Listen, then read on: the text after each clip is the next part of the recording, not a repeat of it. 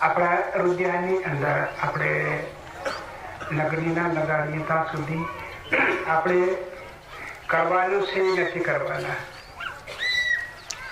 કહેવાનું છે નથી કહેવાના.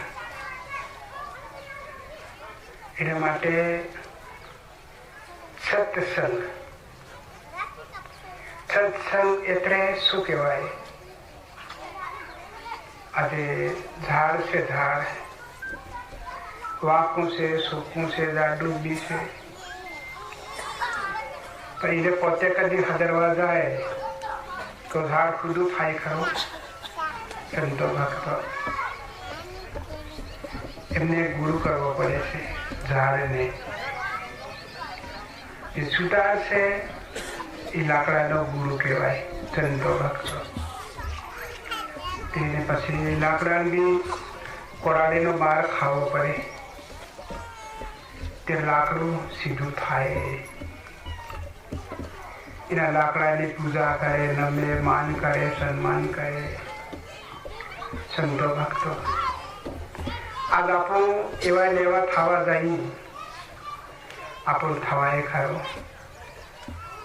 હરેક સંતો તમારા હૃદયમાં એક હરિને ઋષિ એમ કહેતું કે વાટ વાટની વાણી, ઘાટ ઘાટના પાણી, મુખ મુખનો શબ્દો હરેકના કાનમાં જાય તો તોલાય છે. સંતો ભક્તો હરેકની અંદર તોલ થાય કાનમાં કે ભાઈ આ કામ બોલ્યો, કોણ બોલ્યો, શું કરવા બોલ્યો. આખો પૂરો શબ્દો હરેકની અંદર ભાઈ તોલ થાય. તો આજ એ વસ્તુ, આનો હિસાબ, આનો તોલ આજે સંતો ભક્તો આ ગામની અંદર ભૂમિ માતા પણ ક્યારથી રાહ જોતેલી. કોઈ સંતો પધારે ને મારે માટેનો ભાર પણ કમજોર થાય. અગાઉના લોકો પાપ કરીને વદન કરી ગયા માટે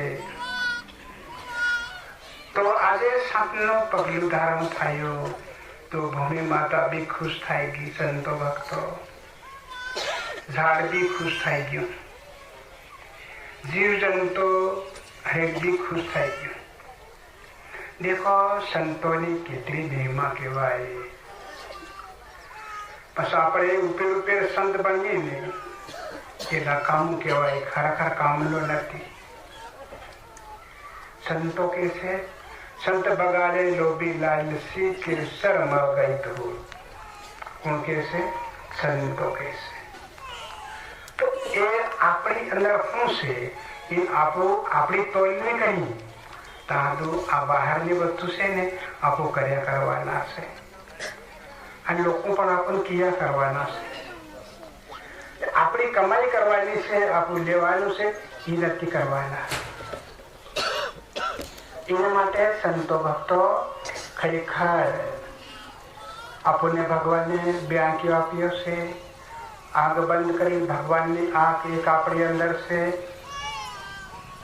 એને ખુલ્લી કરવાની. આપણે ભગવાનને બોલાવીએ અને પછી શાંતિથી આપણે સત્સંગ સાંભળશું.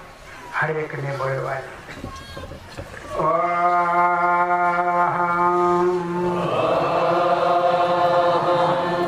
સ્વાહા